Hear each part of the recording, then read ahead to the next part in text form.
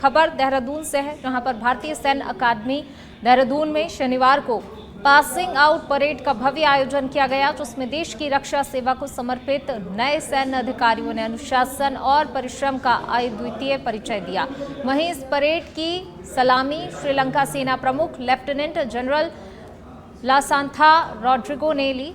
आपको बता दें कि इस बार कुल 451 जेंटलमैन कैडेटों ने इस परेड में भाग लिया, जिसमें से 419 भारतीय सेना में कमीशन प्राप्त करेंगे, जबकि 32 कैडेट 9 मित्र देशों की सेनाओं का हिस्सा बनेंगे। आज की परेड के साथ ही IMA के नाम देश विदेश की सेनाओं को 66,000 से अधिक सैन्य अधिकारी देने का गौरव जुड़ जाएगा। पासिंग आउट परेड के बाद सैन्य अफसरों पर हेलीकॉप्टर द्वारा फूलों की बारिश की गई। इस अवसर पर पास आउट होने वाले अफसर के परिजन भी मौजूद रहे। तो भारतीय सैन्य अकादमी में पासिंग आउट परेड का आयोजन हुआ। सैन्य अधिकारियों ने अनुशासन और परिश्रम का परिचय यहां पर दिया। श्रीलंका सेना प्रमुख लासांथा ने परेड की सलामी ली। 451 जेंटलमैन कैडेट ने परेड में भाग लिया था। तो पासिंग आउट परेड का आयोजन किया गया और इस दौरान जो है भारतीय सैन्य अकादमी में सैन्य अधिकारियों ने अनुशासन और परिश्रम का यहां पर परिचय दिया है। श्रीलंका सेना प्रमुख लासांथा ने परेड की सलामी ली थी। 451 जेंटलमैन कैडेट ने इस परेड में भाग लिया था। चलिए रुक करते हैं अगली खबर का। कांग्रेस नेता और हरिद्वार लोकसभा से कांग्रेस प्रत्याशी रहे वीरेंद्र रावत ने हरिद्वार सांसद त्रिवेंद्र रावत पर क्षेत्र से नदारद रहने का आरोप लगाया है। उन्होंने हरिद्वार प्रेस क्लब में कांग्रेस नेताओं के साथ प्रेस वार्ता करते हुए महंगाई, भ्रष्टाचार, बेरोजगारी इन तमाम मुद्दों पर केंद्र और राज्य सरकार को जमकर घेरा। रावत ने महंगाई और प्रदेश में सरकारी भर्तियों को लेकर भी कई सवाल खड़े किए हैं। वीरेंद्र रावत ने कहा कि पूर्व सांसद रमेश पोखरियाल निशंक पर जिस तरह से क्षेत्र और लोगों के बीच नदारद रहने के आरोप लगते थे, उसी तरह सांसद त्रिवेंद्र सिंह रावत पर भी लग रहे हैं।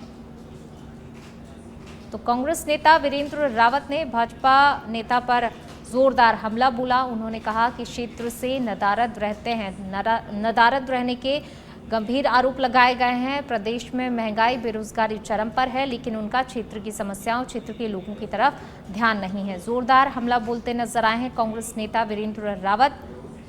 भाजपा सांसद पर जमकर आरोप लगाए हैं।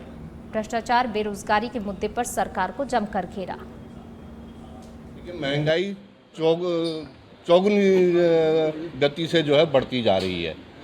भ्रष्टाचार बढ़ रहा है, आपकी बेरोजगारी बढ़ रही है।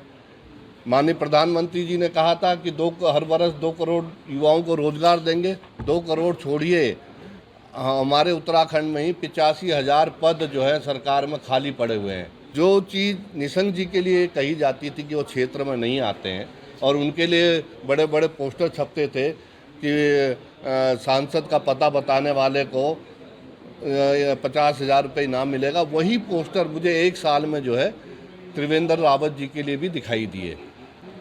1 रुपये का काम कहीं, चाहे वो शहर में हो चाहे वो ग्रामीण क्षेत्र में हो, माननीय सांसद महोदय के निधि से नहीं लगा है। लेकिन और अब खबर नैनीताल से है, जहां पर अल्मोड़ा रानीखेत मार्ग पर स्थित नीम करौली बाबा महाराज का मंदिर है, जिसे कैची धाम के नाम से जाना जाता है। इस बार भी मंदिर प्रशासन 15 जून को स्थापना दिवस मेला मनाने जा रहा है।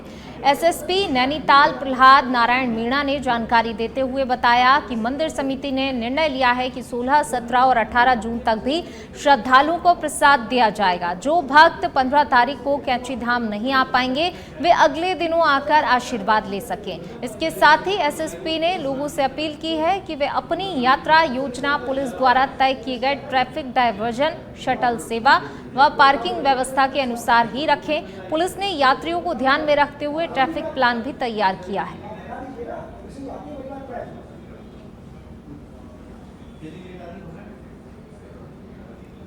तो भक्तों को 16 जून से लेकर 18 जून तक प्रसाद मिलेगा। पुलिस ने वहीं भीड़ को देखते हुए ट्रैफिक प्लान भी तैयार कर लिया है, क्योंकि लगातार जो है श्रद्धालु दर्शन के लिए पहुंच रहे हैं। 15 जून को कैची धाम मंदिर समिति स्थापना दिवस मनाएगा। इसके लिए मेला जो है बाकायदा लगाया गया है और इसी को देखते हुए श्रद्धालु बड़ी संख्या में कैचीधाम का रुख कर रहे हैं और पुलिस भी जो है तमाम व्यवस्थाओं को लेकर अपनी अपनी तैयारियों में जुटी हुई है। 15 जून को कैचीधाम का स्थापना दिवस है और इस अवसर पर मेला जो है लगाया जाएगा। मेले का आयोजन किया गया है और इसी को देखते हुए श्रद्धालु जो है लगातार कैचीधाम का रुख कर रहे हैं। भक्तों को 16 जून से लेकर 18 जून तक प्रसाद भी मिलेगा। जो कैंची का मेला होने वाला है, इसमें आने वाले सभी श्रद्धालुओं का नैनीताल पुलिस स्वागत करती है। हम आप सबको अवगत कराना चाहते हैं कि इस बार मंदिर समिति ने निर्णय लिया है कि जो मेले के दिन का प्रसाद है, 15 जून का प्रसाद, वो प्रसाद 16, 17 और 18 जून को भी वितरित होगा। अतः ऐसे श्रद्धालु जो 15 जून को अगर दर्शन नहीं कर पाते हैं तो वो 16, 17, 18 में किसी भी दिन दर्शन के लिए आते हैं तो उस दिन उनको प्रसाद वितरित किया जाएगा। इसी के हिसाब से आप लोग अपनी यात्राएं प्लान कीजिए और जो आप यहाँ आने से पहले एक बार जो नैनीताल पुलिस के द्वारा डायवर्जन प्लान और जो शटल प्लान जारी किया गया है उसको भी आप। प्रदेश में मानव गुलदार संघर्ष को समझने और उसके समाधान खोजने की दिशा में वन विभाग और संस्था तितली ट्रस्ट के साथ मिलकर कार्यशाला का आयोजन किया गया। इस कार्यशाला का मुख्य उद्देश्य संघर्ष की जांच करना और ऐसे सक्रिय उपायों की तलाश करना है। आपको बता दें कि उत्तराखंड में मानव जीव संघर्ष बेहद पुराना है। इसमें हर साल कई लोग और जानवर अपनी जान गंवाते हैं। प्रमुख वन संरक्षक वन्यजीव रंजन मिश्रा ने बताया कि कार्यशाला के बाद कई सुझावों पर मंथन भी किया गया, जिसमें वन विभाग द्वारा प्रदेश भर में जागरूकता अभियान चलाया जाएगा। इसके साथ ही वन विभाग की ओर से गांवों में स्ट्रीट लाइट की बेहतर व्यवस्था, घर के पास झाड़ियों की नियमित सफाई, शाम के समय सामूहिक रूप से पैदल सफर करना समेत अन्य बिंदुओं पर जन जागरूकता और कार्य किया जाएगा। वहीं मानव जीव संघर्ष में इंसान की मृत्यु होने पर पीड़ित परिवार को हर संभव मदद देने के भी निर्देश दिए गए हैं।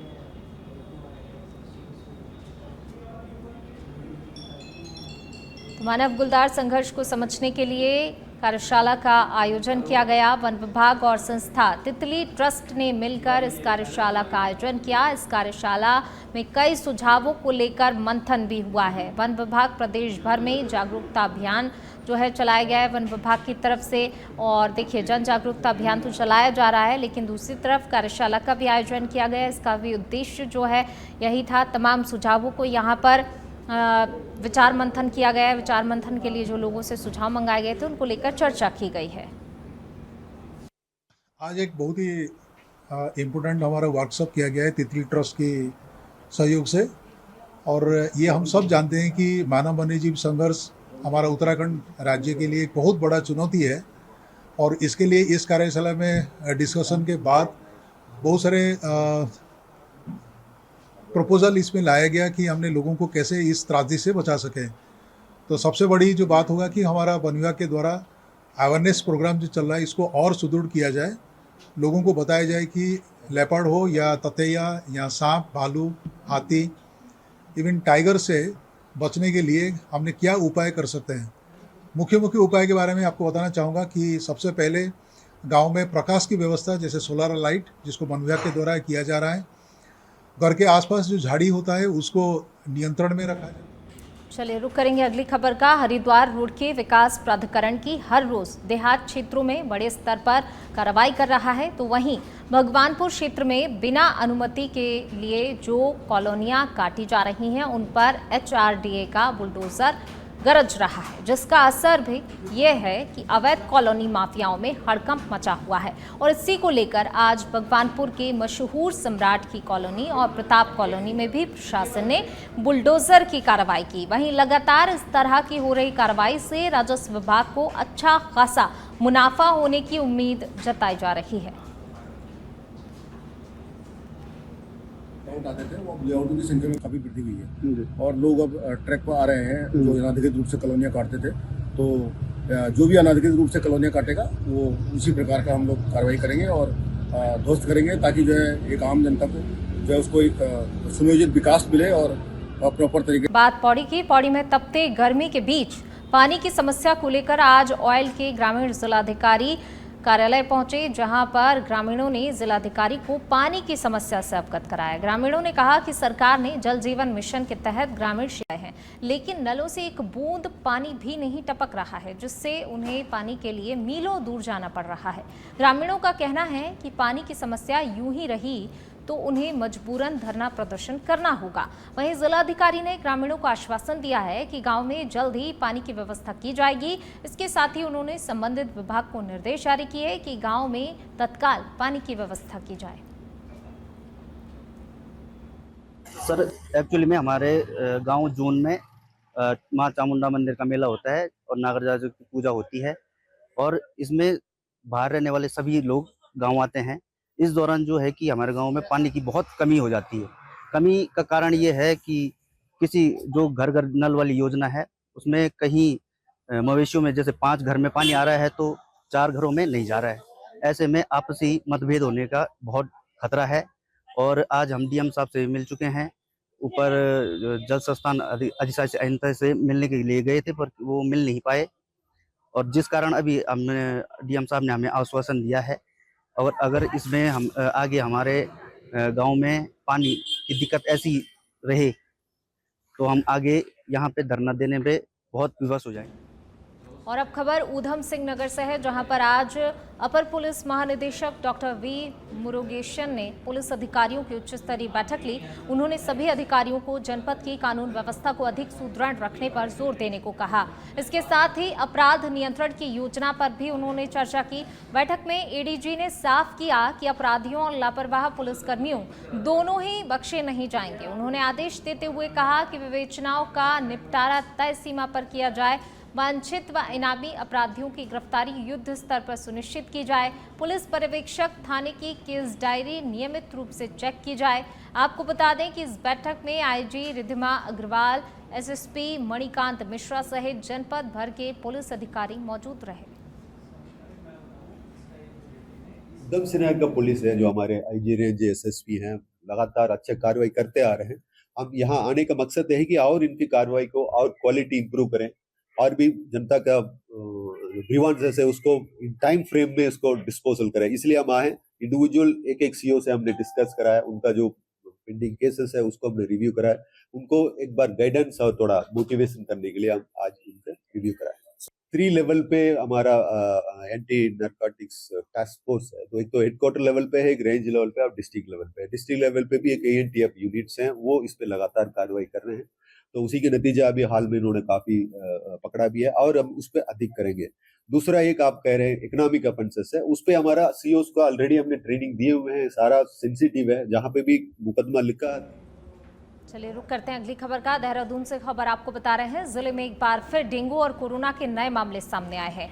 जी हाँ, जिले में डेंगू के 5 नए मरीज मिले हैं, और वहीं कोरोना की बात की जाए 3 नए मरीज सामने आए हैं कोरोना के। डेंगू मरीजों की संख्या अब 99 तक पहुंच गई है। जिले भर में 56 घरों में डेंगू वायरस का लार्वा भी मिला है। वहीं उत्तराखंड में 3 और रिपोर्ट जो है कोरोना पॉजिटिव आई हैं, 2 अस्पताल में भर्ती हैं। देहरादून में अब तक 420 लोगों की कोरोना जांच हो चुकी है। अब तक 44 मरीजों की कोविड रिपोर्ट पॉजिटिव आई है। 36 मामले देहरादून, 1 मामला हरिद्वार का है। 7 पॉजिटिव मरीज राज्य के बाहर से हैं। वर्तमान में 5 एक्टिव केस हैं।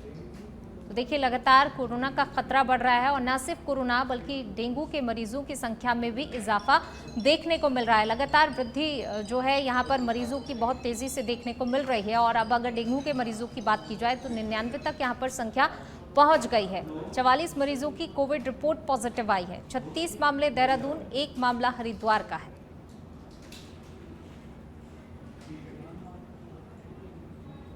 बढ़ेंगे आगे। ऋषिकेश रेंज में हुई युवक की मौत मामले में वन विभाग ने बड़ा खुलासा किया है। आखिरकार वन विभाग ने मान लिया है कि कारपेट टाइगर रिजर्व से लाए गए बाघ ने ही युवक पर हमला किया था, जिसके चलते युवक की मौत हो गई थी। खास बात यह है कि अभी ये टाइगर राजाजी टाइगर रिजर्व में वापस नहीं लौटा है, और इसने अपना ठिकाना ऋषिकेश और बड़कोट रेंज के आसपास ही बना लिया है। इन हालात में महकमे ने टाइगर को ट्रैंकुलाइज किया, वापस राजाजी में छोड़ने का विकल्प भी रखा है। हालांकि वन विभाग युवक की मौत को एक दुर्घटना मान रहा है और इस हमले के पिछले की वजह युवक के टाइगर के करीब पहुंच जाने को बता रहा है। PCCF wild life Ranjan Kumar Mishra ने बताया कि टाइगर ने आदतन युवक पर हमला नहीं किया है, इसलिए इस मेन ईटर का कहना गलत होगा। बावजूद इसके करीब 30 से ज्यादा कर्मचारी टाइगर पर 24 घंटे नजर बनाए हुए हैं। अनहद ग्रुप इंडस्ट्री गदरपुर में आज विश्व रक्तदान दिवस पर रक्तदान शिविर का आयोजन किया गया। रक्तदान शिविर का शुभारंभ पूर्व कैबिनेट मंत्री व विधायक अरविंद पांडे ने फीता काटकर व दीप प्रज्वलित कर किया। इस अवसर पर दोपहर तक 30 लोगों ने रक्तदान किया। इस दौरान अनहद इंडस्ट्री के मालिक लवली हुडिया ने कहा कि आज मेरा जन्मदिन है, मैं इस दिन को यादगार रखूंगा। मेरा लक्ष्य है आज का दिन वृक्षारोपण का कार्यक्रम किया जाएगा, जिसका देखभाल भी हमारे द्वारा की जाएगी। वहीं क्षेत्रीय विधायक अरविंद पांडे ने कहा कि रक्तदान महादान है, इस तरीके के कार्यक्रम होते रहते हैं और ज़रूरतमंदों को रक्त मिलने में आसानी भी हो जाती है।